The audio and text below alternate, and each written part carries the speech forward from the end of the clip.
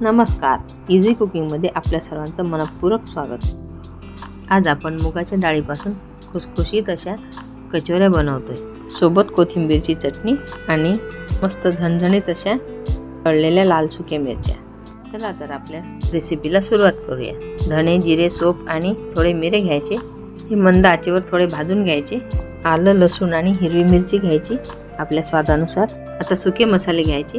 आमचूर powder, गरम मसाला, तुम्ही आपल्या आवडीनुसार कोणताही मसाला घेऊ शकता. चिमूटभर हिंग, 1 चमचा काश्मीरी लाल मिरची पावडर.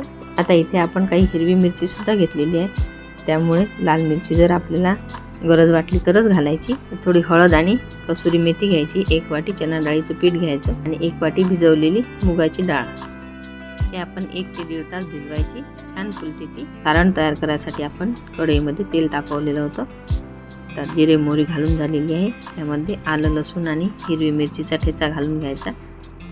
धणे, जिरे, सोप आणि मिरे हे थोडे भाजून आपण त्याची पावडर बनवली होती जाडसर.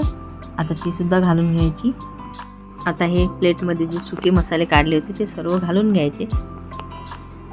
सुके मसाले परतल्यानंतर आपल्याला चणा डाळीचं पीठ घालायचं आणि कच्चेपणा जाईस्तोवर छान परतून घ्यायचं. भिजवलेली मुगाची डाळ आपल्याला वाटून घ्यायची आहे. अशी छान रवाळ घ्यायची आहे, फार पेस्ट नको. सुके मसाले सर्व घालून झालेले आहेत. तर यामध्ये चणा डाळीचं पीठ घालून छान मंद आचेवर भाजून घ्यायचं. 5-7 मिनिटांपर्यंत आपलं बेसन मंद आचेवर भाजून घ्यायचं. छान सुगंध सुटलेला आहे.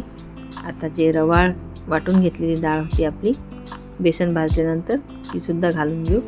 या डाळीमधलं पाणी संपूर्ण काढून टाकायचं आणि नंतरच वाटायची ती. आता हे मिश्रण यामध्ये आपण सर्व एकत्र करून छान भाजून घ्यायचं.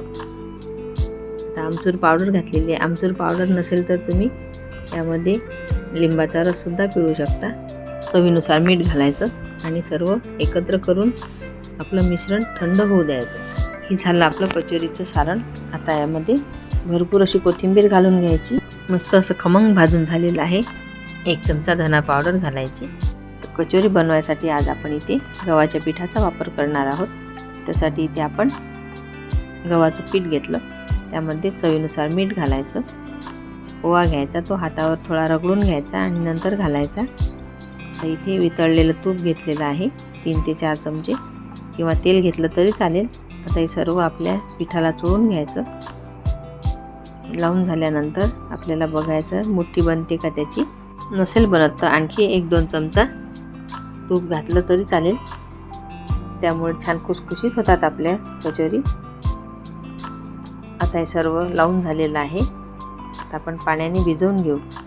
थोडं थोडं पाणी घालायचं आणि घट्टसर उंडा करून घ्यायचा. आपल्या पुरीला जसा पाहिजे तसाच उंडा करायचा आहे. हा कचोरी बनवायचे बरेच प्रकार आहेत.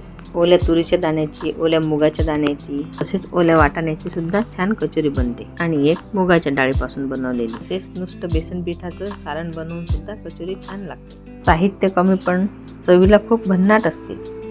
गव्हाच्या पिठापासून बनवा किंवा मैद्यापासून बनवा, प्रत्येकाची चव वेगवेगळी येते.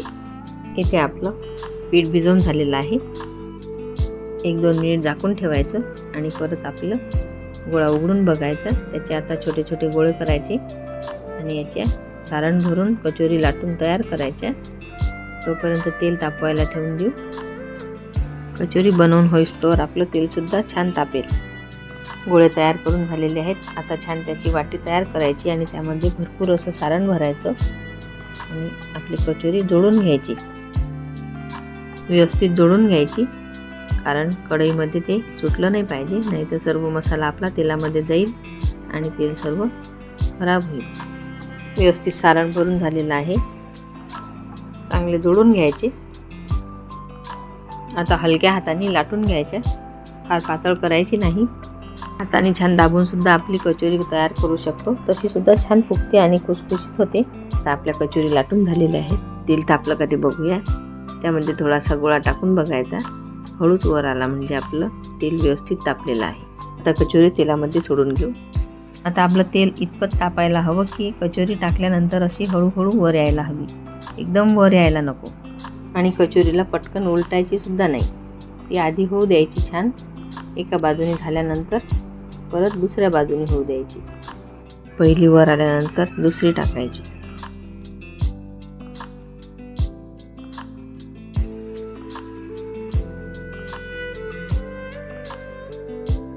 रंगसुद्धा छान आलेला आहे कचोरीला आणि तुम्ही बघू शकता तेलकटसुद्धा दिसत नाहीत आणि आवाज तर खूपच छान आहे। कचोरी व्यवस्थित जोडल्यामुळे कचोरीचा मसालासुद्धा बाहेर आलेला नाही।